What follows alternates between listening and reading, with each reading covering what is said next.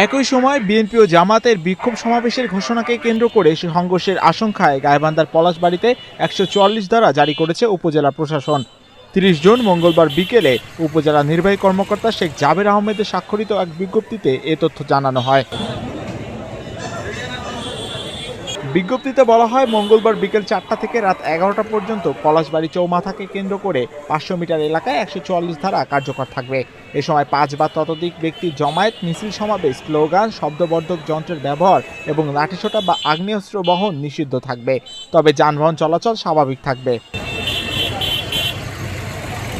প্রশাসন জানায়, উপজেলার বরিশাল ইউনিয়নকে কেন্দ্র করে দুই রাজনৈতিক দলের পরস্পর বিরোধী কর্মসূচির কারণে এলাকায় আইন শৃঙ্খলা পরিস্থিতির অবনতির আশঙ্কা রয়েছে। এ কারণে জননিরাপত্তা নিশ্চিত করতে ১৪৪ ধারা জারি করা হয়েছে। পরিস্থিতি নিয়ন্ত্রণে সেখানে বিপুল সংখ্যক আইন শৃঙ্খলা বাহিনীর সদস্য মোতায়েন করা হয়েছে। এর আগে সোমবার রাতে উপজেলা জুনদহ এলাকার বিএনপি ও জামাত শিবিরের নেতাকর্মীদের মধ্যে সংঘর্ষে অন্তত ৭ জন আহত হন। এ ঘটনায় উভয় পক্ষই একে অপরের বিরুদ্ধে হামলার অভিযোগ তোলে।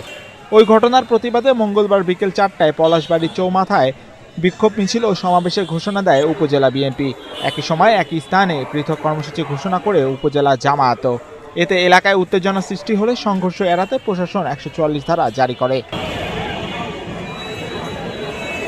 এম মাহিউজ্জামান, বাংলাদেশ প্রতিদিন। জায়গা কেনার পর কোনোদিন ভাবিনি বাড়ি দেখে যেতে পারবো। বাবা, তুমি করেছো জমি আর আমি করলাম বাড়ি। এখন থাকবে তোমার নাতি।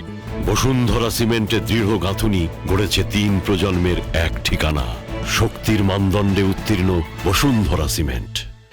বসুন্ধরা সিমেন্ট, প্রজন্মের বন্ধন।